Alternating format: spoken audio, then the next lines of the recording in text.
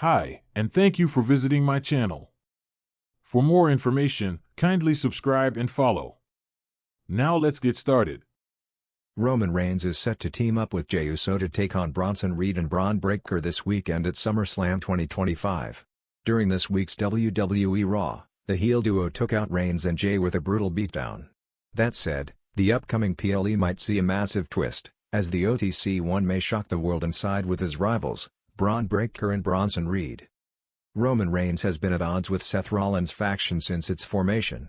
Paul Heyman betrayed Reigns at WrestleMania 41, and the Visionary and Braun Breaker took him out on the Raw after the show of shows. Initially, it seemed like we were headed toward a one-on-one match between Reigns and Rollins at SummerSlam, but the creative team had to pivot to a tag team showdown after the Architect's untimely knee injury at Saturday night's main event XL. With Rollins currently sidelined, the direction for this heated rivalry may completely change, as Roman Reigns could assume the role of leader of the heel faction and turn it into a brand new version of the Bloodline. While this shocking turn of events may be exciting for fans, it could make SummerSlam a heartbreaking night for Jey Uso, as he could face a massive betrayal at the hands of his cousin. A few weeks ago on Raw, Roman Reigns confronted Paul Heyman, during which his former Wiseman attempted to make amends with the original tribal chief by acknowledging him. Heyman reminded Reigns of the OG Bloodline days and how they have always worked better together than against each other. The Oracle then revealed an interesting proposition for the OTC1, offering Reigns to lead the faction in Seth Rollins' absence. While Roman Reigns immediately rejected Heyman's offer, it may be a calculated move that could lead to the OTC1 reuniting with his Wiseman at the biggest party of the summer. Reed's cryptic message ahead of SummerSlam added fuel to the fire of this potential scenario coming true this Saturday. During the PLE, Reigns could turn on Jey and help Bronson and Braun win. The head of the table may embrace the heel duo afterward and officially declare the beginning of a brand new chapter in the Bloodline's story. That said, it is just speculation for now. Fans will have to tune in to see what the Triple H-led creative team has in store for WWE SummerSlam 2025. Cody Rhodes calls Roman Reigns his greatest enemy. Cody Rhodes and Roman Reigns are arguably two of the biggest stars of this generation. The high-profile rivalry between the two resulted in two world title matches at WrestleMania 39 and WrestleMania 40.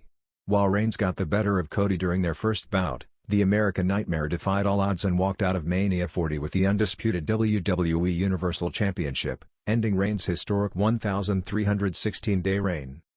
Speaking in a recent interview with The Ringer, Cody Rhodes explained why his Mania 39 encounter with Roman Reigns is his favorite match.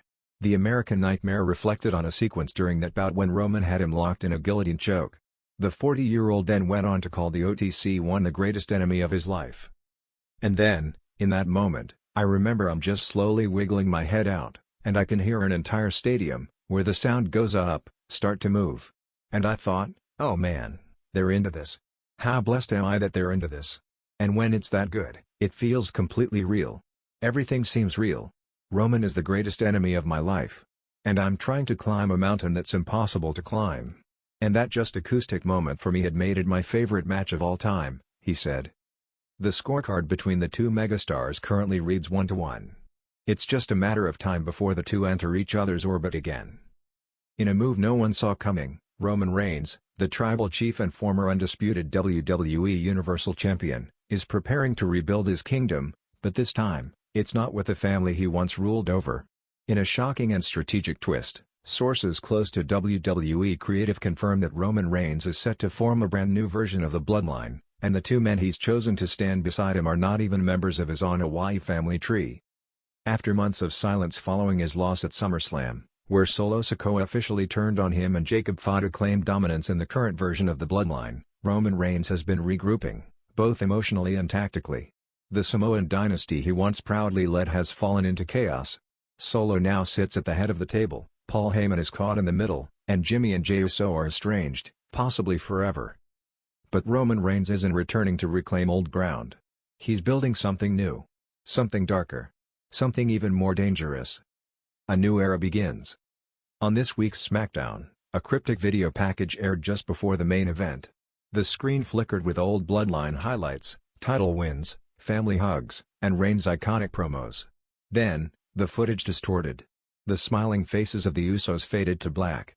Solo Sikoa's face cracked like a shattered mirror. Paul Heyman's voice echoed, "He is the tribal chief. He is the alpha." Then came the bombshell: blood runs deeper than family. The screen went black, and a single image appeared, a wolf, flanked by two shadows. The phrase "we hunt together" closed out the segment. Backstage sources confirm the identities of the two shadows, Braun Breaker and Carmelo Hayes. Yes, you read that right. Why Braun Breaker and Carmelo Hayes? While fans always expected Roman to return with blood relatives, perhaps even Tama Tonga or Hikuleo, choosing two NXT standouts marks a massive narrative shift. Breaker is the second-generation powerhouse and former NXT champion, known for his explosiveness and intensity. Hayes is the ultra-charismatic technician who carries himself with undeniable swag and confidence. According to reports, Reigns personally requested both men for his new faction, wanting to build a unit that was hungrier, younger, and unburdened by family ego. The message is clear: Roman is done with loyalty. He's done with cousins who backstab. He's done with traditions that limit his vision. This new bloodline is about domination, not legacy. Braun Breaker, the new enforcer. Fans have long compared Breaker to legends like Goldberg and Batista, but under Reigns' guidance, Braun is being molded into a modern-day animal, calculated, loyal, and brutal. Roman reportedly sees Breaker as what Solo Sikoa could have been, a weapon of war with no internal conflict. During a recent WWE live event in Atlanta, Breaker was spotted arriving in the same vehicle as Reigns, flanked by extra security. While they didn't appear on screen together, fans could feel the tension. The calm before a storm. Insiders say Braun will serve as the muscle of the new bloodline, and unlike Solo, he's not family, which makes him more dangerous. He has no reason to challenge Roman's authority. He's there to destroy. Carmelo Hayes, the prince with no lineage.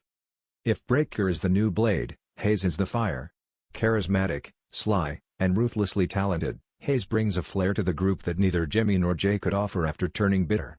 Melo doesn't miss, and Roman knows it. Roman's new vision of the bloodline is built on precision, power, and presentation. With Carmelo Hayes, he is a superstar who can talk, wrestle, and manipulate. Together, they represent everything Roman has evolved into: cunning, polished, and unstoppable. In fact, rumors are swirling that Hayes may even be positioned as Reigns' eventual successor, not by blood, but by purpose. It's an unspoken insult to the Usos, especially Jay, who once called himself main event. Heyman's dilemma.